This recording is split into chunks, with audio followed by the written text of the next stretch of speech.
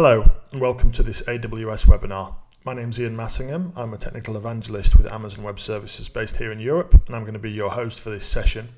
This is one of our Journey Through the Cloud series webinars, and these Journey Through the Cloud series webinars are intended to provide an intermediate level introduction to AWS services that fit around one particular area of challenge or set of use cases that you might have. So we're looking at common use cases and trying to provide stepping stones into the AWS cloud orientated around those use cases, trying to share some good practice that other customers have identified and help you learn from customer journeys, and hopefully by doing that enable your own projects to be more successful and help you bootstrap those.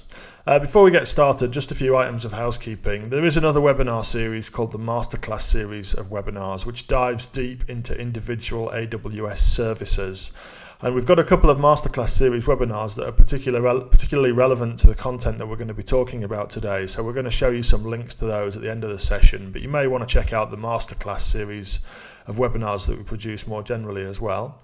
The materials from this webinar are available now. You should be able to see them in the webinar interface in the Files panel. You can download a PDF there of the materials from today's session and access obviously the links, the resource links that we've got embedded in the slides. You can access those from those downloaded materials very easily. There's quite a lot of links embedded in today's session that you can follow to get more information about some of the topics that we're talking about today. If you want to submit questions, you can also do that through the webinar interface panel in the Q&A panel that you can see there. And we'll spend some time at the end of the session today trying to answer as many of those questions as we have time for. If there are any questions that are too detailed or require me to go away and do some research in order to answer them, we've got a solutions architecture team here at AWS that are on standby to answer those. So even if we don't answer your question during today's session, we'll get back to you in about 3 or 4 days with an answer in email. That's pretty helpful because we can include more answers and links in those emails as well with some further references and resources. So please don't be shy and submit any questions that you might have during the session. There's some social media links that will be shown at the end of today's session as well. So of course, if you're watching this on demand and you want to make contact with me or with another member of the team, you can use the Twitter links that you're going to see at the end of the session today. And those are also available in the links panel that you can see in the interface right now. So if you want to stay up to date with us or provide feedback or submit any questions, please do that via that set of social media links that you can see and that we'll share at the end of the session. And on the topic of feedback, after the session's finished today, we're going to go into Q&A mode in the webinar screen. And when we do that, you'll have an opportunity to provide us with some ratings and some feedback on today's webinar. So please bear that in mind. If there's anything at all that you think we can do to improve these sessions, we'd love to hear that from you. And once again, you can provide that via social media if you're watching this on demand. Or if you're watching live, then please do submit a rating and also let us have a bit of qualitative feedback about how we can improve these sessions for future audiences. So that's quite a lot of housekeeping. That's out of the way now. Let's get on with the topic of today's session, which is all about running big data workloads on AWS. And really what we're saying and going to show you during the session today is that AWS is an ideal place to run these kind of workloads. It's very easy to collect and store big data in the AWS cloud. It can help you meet the challenge of what they call the 3 V's of big data, which are increasing volume, so you're getting more data, having more variety of data, and the fact that data is generally arriving more quickly than it used to. And we'll talk in a second about some of the reasons for that. Also, AWS can help you reduce costs. It can help you scale up to meet demand in a very elastic way. And the on-demand nature of the resources more generally can also help you increase the speed of innovation. So iterate your big data applications and workloads more quickly and get better results as a result of that. So we'll talk about that a little bit in today's session today also. And then lastly, solutions for every stage of the big data lifecycle, from ingest or upload through to long-term archive. Hopefully we'll show you during the session today that AWS provides a good platform, not only for dealing with big data processing or analytics, but also for ingest and long-term storage of big data assets that you might want to gather and hang on to over the long term. Okay, so that's what we're going to cover today. The agenda that we're going to use to do that is as follows. First of all, we're going to talk about collecting big data in the AWS cloud and some of the techniques and tools that you can use for that. We're going to talk about a relatively new area, which is this concept of real-time streaming and analysis of data. And once again, we'll talk about some AWS services that can help out there, dive a little bit into the architecture of one of those services in particular. We'll then talk about big data cloud storage solutions for object storage and long-term archive of data assets. Then move on and talk a little bit about running Hadoop workloads on Amazon Web Services using a service called Elastic MapReduce. And lastly, we're going to spend quite a bit of time looking at case studies of other customers that are running big data workloads on AWS today, and point you off to quite a few useful resources that you can take a look at if you want to do some follow-up on this topic area. Before we do any of that though, there's one other thing that we need to think about and talk about, which is this question really: why might you run your big data applications on AWS in the first place? And just to give you a little bit of market context, we're constantly producing more data today. There's a couple of reasons for that. One of them is the ubiquity of devices, so not just mobile devices like the handset that you can see on the screen here, but also sensor devices, the use of collection devices in industrial, transport systems, medical systems. So there's a flood of data coming from a very, very wide variety of different sources, and that comes from all industries, as I've just said. If you think about resource extraction, you can see a production or drilling platform here, offshore resource extraction of either oil or natural gas. Today, the companies that are running these resource extraction systems are gathering massive amounts of data. For example, there are sensors in systems that are drilling and extracting oil and natural gas embedded in equipment which is located at the bottom of the sea. So it's literally invisible to the naked eye, but it produces a huge amount of data which can be used to optimize the production process for these natural resources. So there's a lot of opportunity available, dollar opportunity and efficiency opportunity available from extracting these kinds of data sources. And Amazon themselves are a really big producer of data in their own right, Amazon Web Services that is. So we've got a metering service that we run that helps us monitor usage of the services that we provide and obviously bill for those. That's generating over 4 billion records per hour and creating over 20 terabytes of new data every hour. So there's a huge amount of data being generated by AWS itself. And we use the services that we're going to talk about in today's webinar to tame that big data challenge and to enable us to bill our customers for the services they consume in a really granular and very effective way. So we ourselves are quite a good reference for having this kind of data challenge, this data problem that we need to solve. And the traditional data processing pipeline or data lifecycle looks a little bit like this. So you would generate your data, store it somewhere, analyze it, and then potentially share it. And the front end of that, as we've just described, is getting lower cost and higher throughputs are being demanded as a result of these structural changes, the deployment of sensors, the ubiquity of mobile networks and of mobile devices. But the second part of the life cycle, the latter parts of the life cycle, are still relatively constrained, relatively highly constrained actually, when you consider the fundamental change that's happening at the front end. And cloud computing can help you remove some of those constraints. So the natural nature of cloud computing, the fundamental characteristics, if you like, of AWS are that it's elastic and highly scalable. You have no upfront capital expense for the resources or services that you want to use. You only pay for those resources and services as you use them, and it's available on demand when you need it. And combining those four things together can break down some of the constraints that have been constraining the latter parts of that data lifecycle that we just talked about. Just give you an example now of a customer that's used those characteristics to really good effect. And that's an AWS customer called Schrödinger. And Schrödinger have a variety of software products that enable customers of Schrödinger to model and simulate the characteristics of materials. And we're talking about molecular materials here. So you can run a set of molecular compounds through Schrödinger's software products. And they will determine the characteristics of those compounds in various use cases. And they ran a very, very large workload on AWS, which relates to this. These are photovoltaic cells, quite obviously, arranged in a solar farm, so a large fixed installation for generating electricity from sunlight. And Schrödinger here were looking at the efficiency, effectiveness of next generation photovoltaic compounds, so the materials that are inside those cells that do the work of converting light into electricity. And in this particular use case, they ran through a search space of 205,000 organic compounds using their modeling software to determine which of those 205,000 compounds would represent the best candidate for next generation solar cells. So it's a very, very large scientific computation workload where they were modeling all these compounds that they had in this huge database of 205,000 compounds and assessing the material science properties of those compounds in respect to this particular use case, this photovoltaic use case. They did this in conjunction with an AWS partner called Cycle Computing, and the chart that you can see on the screen here shows a workload trace. The different colors in that chart represent different AWS regions, and the left axis represents the number of active instances by region, so up to and over 15,000 instances in total. And the horizontal axis represents the time of day, so starting that workload at around about 1600, so 4 p.m. in the afternoon, and running it overnight until about 9:30, 9:40 the following morning, aggregating a very large amount of AWS CPU capacity together over that 18-hour period to run this particular scientific computation workload.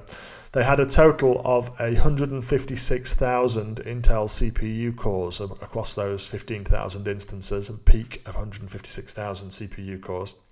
So they're able to run this very, very large scientific computing workload. They ran it over 18 hours. It cost them almost $1,850 per hour to do that. And that was an alternative to spending what would have been an investment of about $68 million on computing infrastructure, network infrastructure, and data center infrastructure if you were going to build that kind of supercomputing infrastructure for your own use. So a very, very cost-efficient way to access very large amounts of computing power and deal with very large data and computationally intensive challenges. So that cost them about $33,000 in total rather than that $68 million capital expense. So that's just an example of how you can use the elastic properties of the AWS cloud to run very large scale data intensive workloads and computationally intensive workloads at very, very low cost.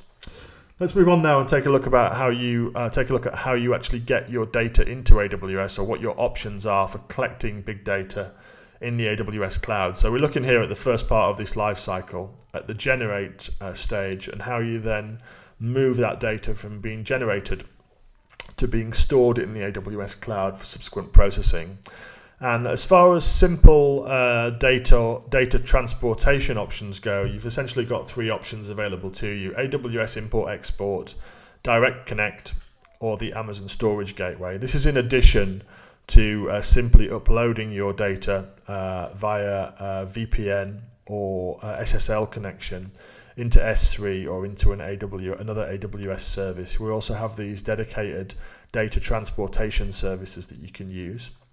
And the characteristics of these services are as follows. So Direct Connect, it provides dedicated bandwidth between your site and AWS. And your site could be either a data center that you operate, it could be a node on your wide area network, or it could be a point of interconnect that you build from your data center into a public co-location or peering facility where AWS Direct Connect is present. So it provides for dedicated high bandwidth, low latency connections between your infrastructure and an AWS region. And you can use that for moving large volumes of data with very, very predictable performance characteristics and low latency. Here in the EU region, it's available in London at a provider in Docklands called Telecity.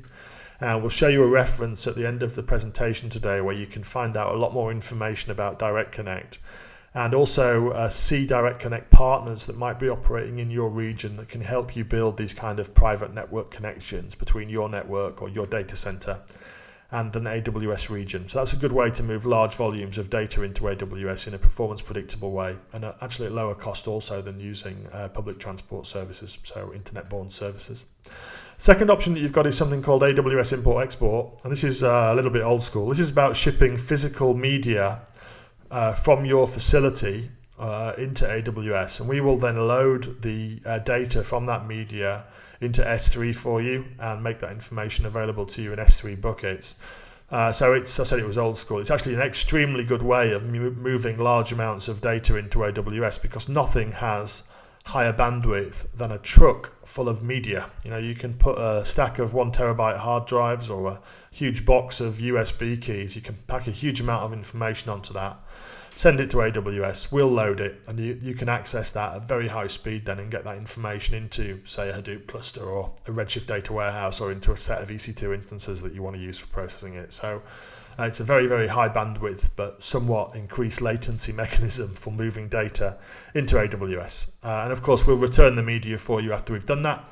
And you can also use it for exporting data. So if you want to get your information out of AWS, you can send us blank drives or blank media, USB keys, and we will then load your information onto those drives and send them back to you. So you've got two options. It's both for import and for export. And then lastly, something called the Amazon Storage Gateway.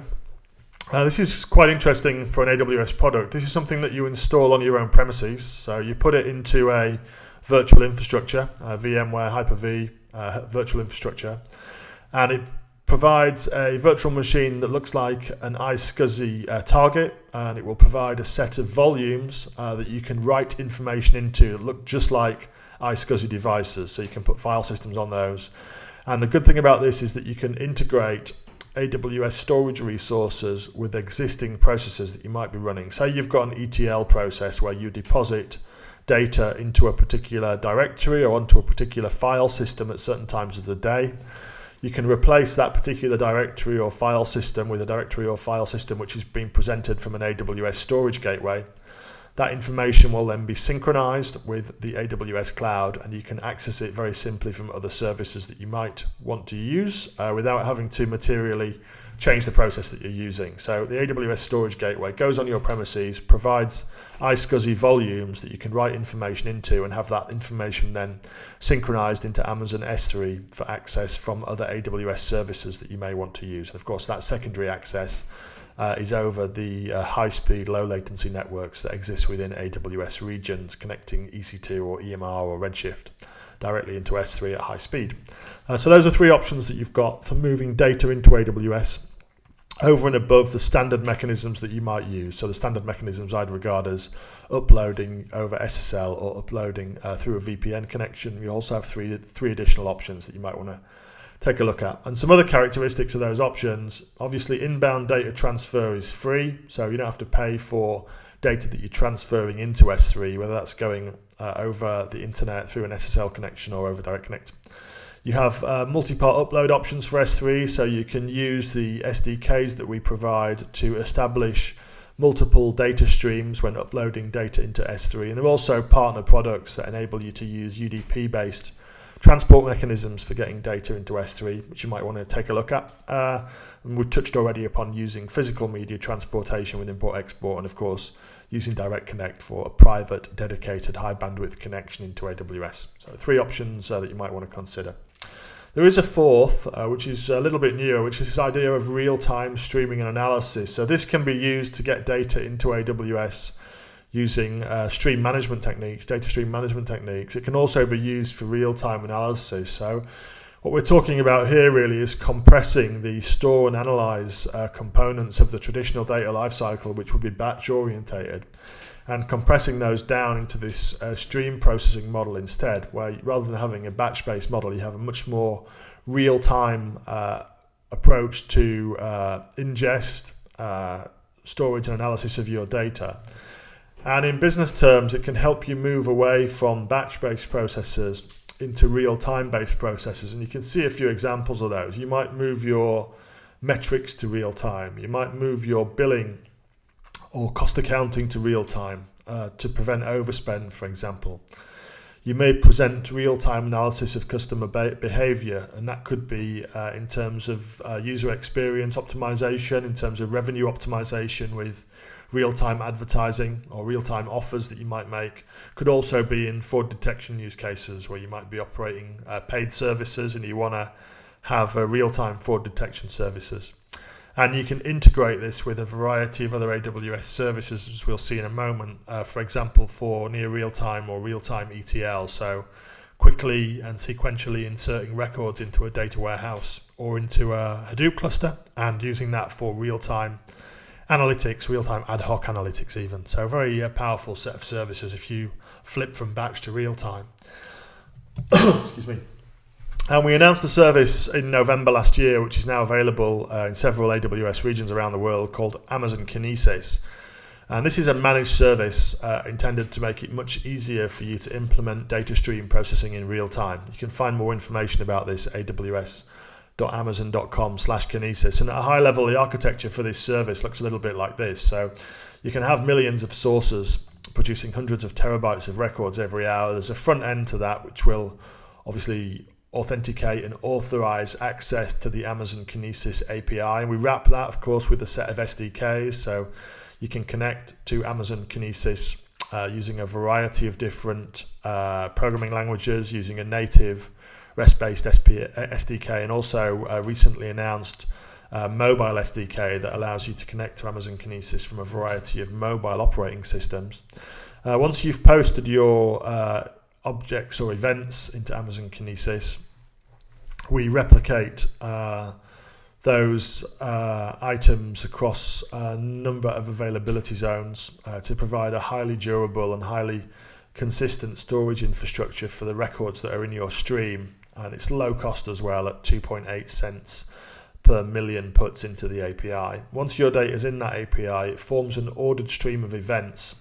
And you can connect multiple readers to those events, or to that stream rather, so you can access the same set of stream data in a variety of different ways simultaneously. So for example, you could have one reader which was connecting that stream of events into Amazon S3 for archive. You could have another one that might be driving real-time dashboards or alarms. You might have another one which is driving a set of machine learning algorithms.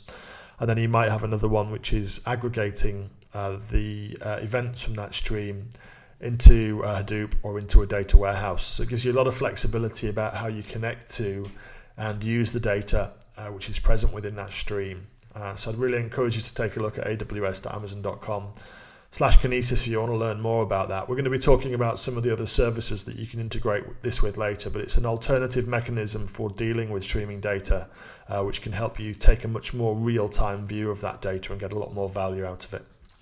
Once you've got your information into AWS, you probably want to consider how you're going to store that information. So what's the big data cloud storage solution that you're going to use? And you've got three fundamental storage options with AWS that you can opt to use. The first is the Elastic Block Store. So these are high-performance block storage devices that you can attach to EC2 instances. So they look like drives. They have snapshot and cloning functionality, and you actually have a few different derivatives now with different performance characteristics. So depending what the I/O profile of your big data workload is going to be, you can opt to use low-cost magnetic media. You can opt to use something called general purpose SSD, which is a SSD volume type intended for bursty workload profiles where you don't have consistently high levels of read-write.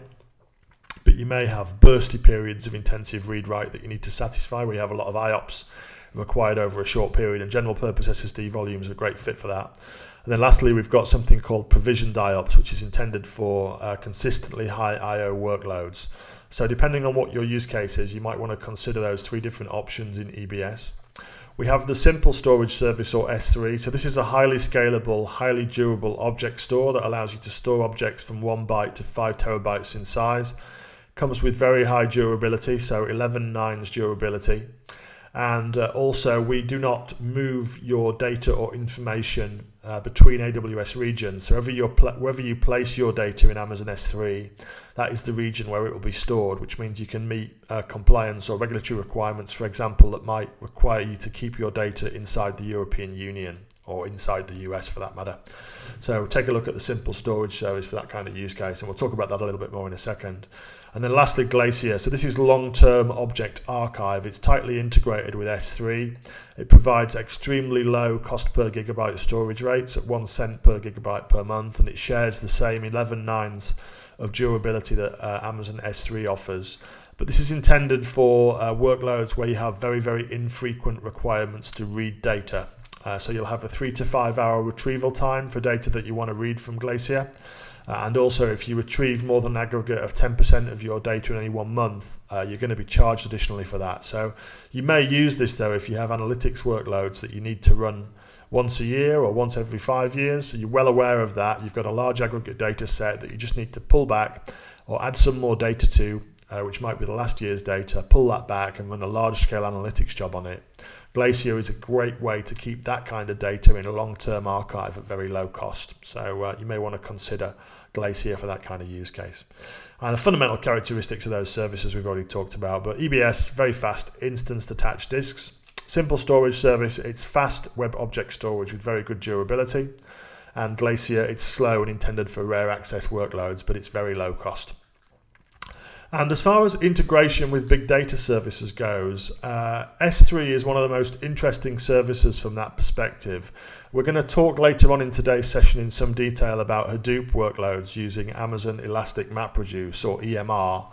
But S3 is not only integrated with EMR, it's also very tightly integrated with Redshift. So it provides a durable store where you can place your data without having to be running large farms of compute instances all the time. When you need to access your data for processing or for analysis, you can spin up your compute farm either using EC2 instances, Elastic MapReduce or Redshift. And there are tools for performing high-speed loading of data into Redshift and EMR, which allow you to get your data out of S3 very quickly and very economically. Apply a large amount of compute resource to that data, only paying for that compute resource while it's active, of course. Then shut down your compute farm. Maybe before you do that, lodging certain result sets into S3 for later access. So it's really fundamental in allowing you to apply elastic characteristics to your big data compute resources.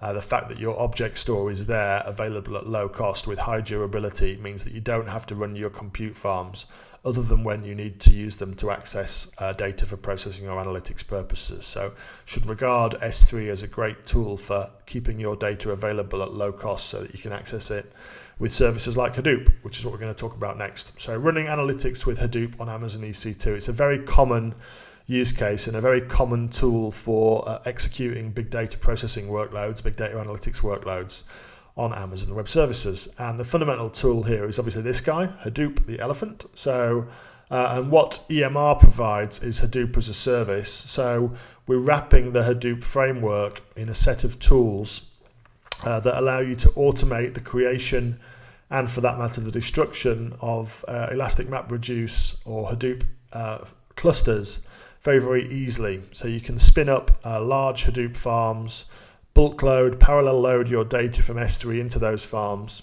You can split that data into pieces. You can process that data at high speed using large amounts of compute resource with very good I/O bandwidth.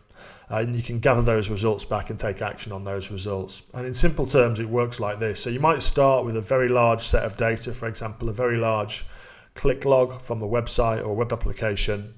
And that contains lots of actions by a particular user that you might be interested in. In this case, we'll call him John Smith.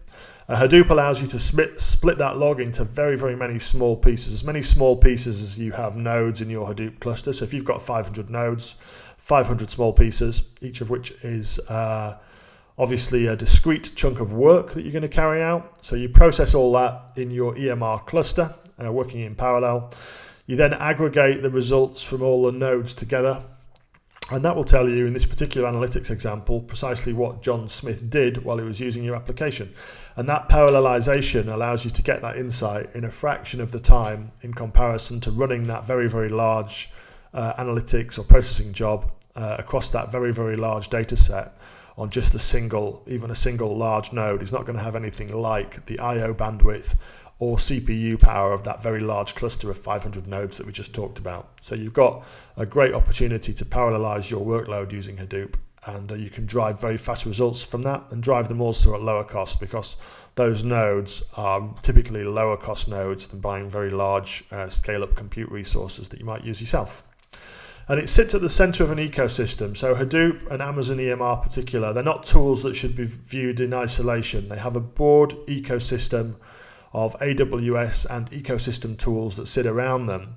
And these AWS and ecosystem tools allow you to extend the functionality of EMR and provide ingest or export capabilities for data. So we already talked about being able to use Amazon Kinesis to feed records or feed events into an EMR cluster and then perform batch or ad hoc queries against that event set, that stream of data, which you've gathered from that large number of data sources or very high volume data sources using Kinesis, reliably sequenced into HDFS in your EMR cluster, and you can process that and gain insight from it. In ecosystem tools, there are things like Apache HBase, Cloudera Impala, which is an in-memory SQL-like database that you can run on top of EMR, Apache Flume for dealing with log data. You've got a set of analytics languages and engines that are built on top of EMR. The first was MapReduce itself, which allows you to deal, for example, with stream processing or text-based analytics using a variety of different programming languages. But other things have been built around and on top of that now, including Hive, which enables you to use SQL-like query languages, Pig, which is a framework, a language for performing data processing tasks in parallel on Hadoop, and Spark, which is another in-memory framework that you can use for in-memory analytics on the Hadoop engine. And then you've got, in our case, in AWS's case, a set of integrations that allow you to store the results of your EMR jobs in the relational database service RDS, a pipeline, a variety of different analytics or data management tasks together into a data management pipeline using a service called AWS Data Pipeline. You can integrate with non-relational data sources like Amazon DynamoDB. You can obviously, as I've said, bulk load data from S3 at high speed using a parallel loader that we provide, or place your results in S3 for later use. And you can, of course, integrate all of that with Amazon Redshift. If you're producing structured data from your EMR jobs, you can load that structured data into Redshift for use in a data warehousing environment. So Amazon Elastic MapReduce sits at the center of this ecosystem. We'll provide some references later on that you can go to learn more about using some of these other tools together with EMR. It's really fundamental to executing big data processing and analytics workloads on AWS. Something to touch upon very quickly, of course, so this is quite new, is the use of ODBC and JDBC drivers with EMR. So you can use popular BI tools that you might use with a relational data warehouse or data source together with EMR. If you use these drivers that we provide, you can connect your Excel environment, say for example to Impala or Hive. You can load or map rather tables from textual data that you might load into HDFS. You can turn those into what looks to your analytics tools like a set of relational tables in a relational database. And you can query those using those popular BI tools. So this can make the experience of using EMR and Hadoop more generally a little bit more accessible to non-technical users. So this is definitely something that you should explore if you want to use EMR for processing structured data, processing tabular data. Take a look at some of these drivers and how you might use those to provide access to those data sources to less technical users in your organization. And once again, I'll provide some references at the end of the session today where you can go and learn a little bit more about that.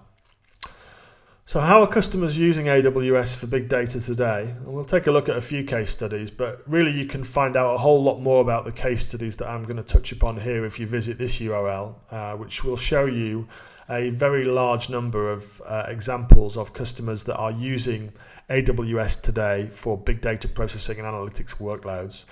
Just a few examples. We'll grab a couple off here and take a look at them. So Channel 4 is very interesting. They use Elastic MapReduce to process what they call interaction records, which are the data objects or elements that are produced when you access their on-demand services. So they can establish a user profile from those interaction records, and they can use that user profile to suggest additional content items that you might be interested in. So if you watch this, you might also be interested in this, and that's using clustering algorithms.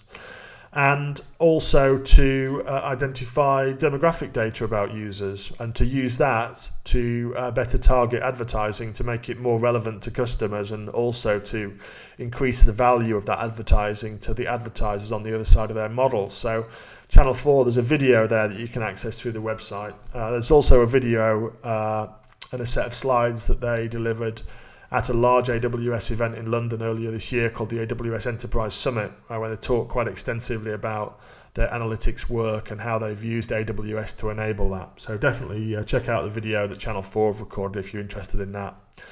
Additional resources. We've got several resources and use cases here that you can see in the genomics and life sciences area. I'm not going to go into any of these in detail, but these are quite interesting because they're combining high performance computing workloads, working across large data sets and using AWS as an enabler for that. So I'd encourage you to take a look at the Bristol-Myers Squibb case study that you can see there, or maybe to jump onto YouTube and jump onto YouTube and search for a talk that Novartis gave at the AWS Summit event in New York in July just past.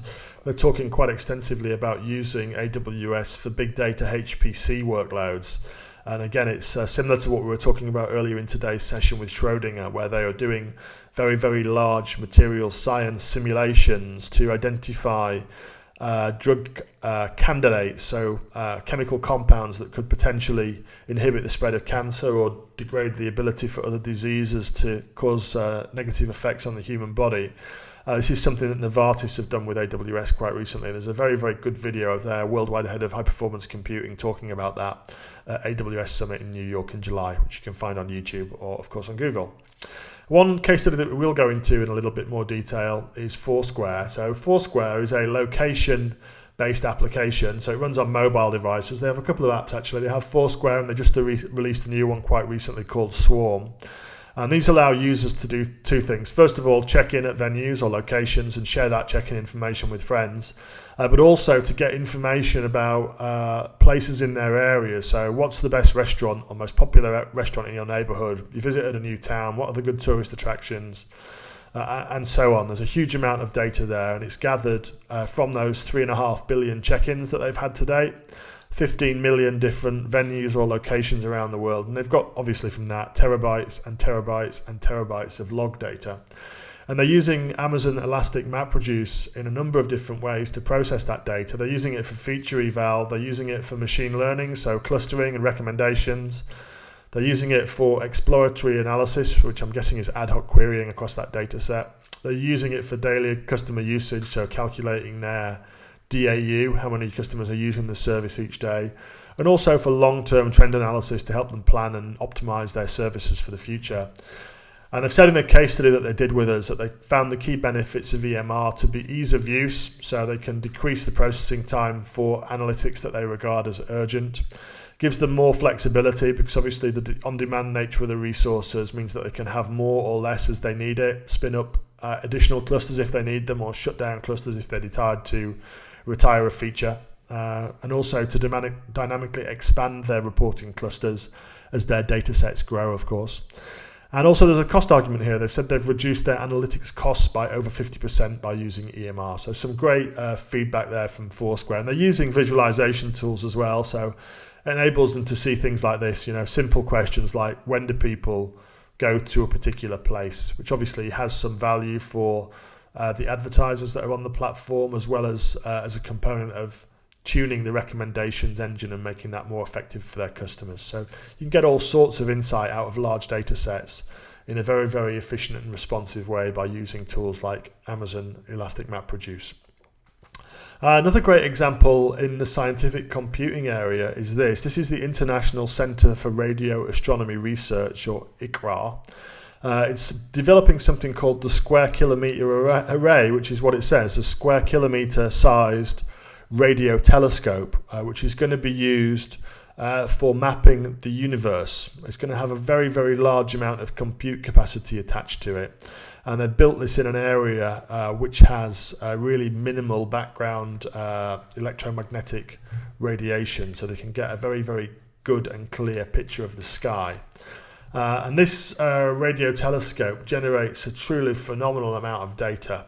So a single image from this square kilometer array can be as big as 60 terabytes in size, and each sky map needs thousands of those images to be aggregated together and processed in order to create the high resolution image of the sky. So it could collect between 500 terabytes and 1 petabyte of data a day, which is a phenomenal amount of information. And what they're building together with AWS, and this was actually done under something called the AWS Grant and Education Program. They're building a system which is capable of 40 teraflops, so that's 40 trillion floating point operations per second. So it's a very, very large supercomputing system that they're building. And they're using AWS to handle a data pipeline in processing that data at ingest. So they're gathering that data and processing that data at ingest together with AWS. And there were a lot of benefits that they drove from that. But one of the key benefits was the fact that it only took them 4 days to set up that project. And they can quickly and easily expand the cloud infrastructure as the public volunteers more CPU cycles to support the initiative that they built there. So it's a distributed HPC array that they're using unused CPU capacity in desktop and laptop computers around the world. But they use S3 in order to back that and provide that data ingest capability, and then to distribute those workload packages out to that large distributed computing array that they use. So a very interesting scientific computing use case. Just recap now quickly about some of the services that we've touched upon. So the key services that you might want to consider if you're going to run big data workloads on AWS are as follows. Amazon S3, so this is a highly durable object store, as we've heard, which enables you to store anything, tightly integrated with those other AWS analytics services that we've touched upon, EMR, Redshift, Data Pipeline and others, and a great place to store your information or data sets whilst your compute is not active, so you can use it to enable this sort of elastic on-demand analytics model that we talked about during today's session. Kinesis, a real-time stream processing service that enables you to ingest very high volumes and large amounts of data in real time, maintain that data in an ordered sequence, and then feed that data, access that data from a variety of different applications, repositories that you might want to store it in, or analytics engines that you might want to apply to it. Check that out at awsamazon.com/Kinesis if you want to know more. We didn't touch upon this today extensively, but DynamoDB is a non-relational database, very high scalability with single-digit millisecond latency and very, very consistent performance. You don't need to install or administer anything. You just access the tables that you've created using the AWS SDKs that we provide, and they're available for a wide variety of platforms, over 10 platforms. And you can use DynamoDB for storing data sets that you require really good and consistent performance to, and it is integrated with elastic MapReduce, so you can have a hybrid data set, some of which is stored in HDFS, the volume and the performance components that might be stored in DynamoDB if you need to join them frequently into larger data sets that you're running. So DynamoDB, awsamazon.com/DynamoDB if you want to know more about that. Redshift, we touched upon it briefly, but it's a relational data warehouse, massively parallel, operating at petabyte scale, and it's fully managed for you. And it's very, very low cost at under $1,000 per terabyte per year, starting from under $1,000 per terabyte per year. And it has that integration with S3 that we talked about, so you can quickly and easily load data into Redshift from S3, run your query jobs, and then if you don't need your cluster for the rest of the month or the rest of the year, you can terminate it and store your data in S3 for the next time that you use it. And of course, if you do have online analytics that you want to run much more regularly, you can use the cluster continuously at that low price point. So you've got a very, very flexible infrastructure there. We'll show you a reference in a second where you can learn a lot more about Redshift, because we didn't cover it very extensively during today's session. Elastic MapReduce we did cover much more extensively. So a Hadoop managed service running on AWS, which provides a framework for quickly stopping and starting Hadoop and HDFS clusters. Broad set of ecosystem tools that sit around. It's very easy to use. There's a set of tutorials on the EMR documentation site that are a really good way to get started with EMR. And as I've said several times already, tight integration with S3, DynamoDB and Kinesis. I'll show you some more references for that in a second. So where can you go to learn more? I've already talked about a lot of URLs during the second session today. One that I didn't talk about was awsamazon.com/bigdata. It's very easy to remember. If you go there, you'll find a collection of other resources. Most of the stuff that I've talked about today, references to the vast majority of the references that I've talked about today, all linked off that site. organized around that big data lifecycle that we've talked about and around some of those AWS services that we've touched on. And that also, as you'll see there, provide links off to those tutorials that I mentioned that can help you get started with that first project. So that is a super resource to take a look at. We also have a big data blog, which you can access via the URL that you see here, blogs.awsamazon.com/bigdata. And this is populated by materials developed and created by our solutions architects. You can see one of our UK-based solutions architects here, who happens to be our principal for analytics here in EMEA. Talking about using Amazon Kinesis applications with Elastic Beanstalk. So it's pretty technical content, and it's populated and updated very frequently. So I would add that to your RSS or your blog reader. Just stay up to date with what's there. There's plenty of interesting stuff on the blog that you can use to learn a little bit more about large-scale analytics and big data processing on AWS. Training, we've got a couple of big data courses that we run. The top one's quite interesting because it's free. It's an online training course, and it will give you, I think it's a 2 to 3 hour introduction to big data processing on AWS, including a lot of walkthroughs of different services with quite a lot of technical detail. So a good next step to take after you've attended or watched this webinar today is to go and take that Big Data Fundamentals course. It's intended for solutions architects, data scientists and analysts. So it's quite technical in nature. We've also got a big data classroom training course that we run, a 3-day long instructor-led course that you can see at the bottom there called Big Data on AWS.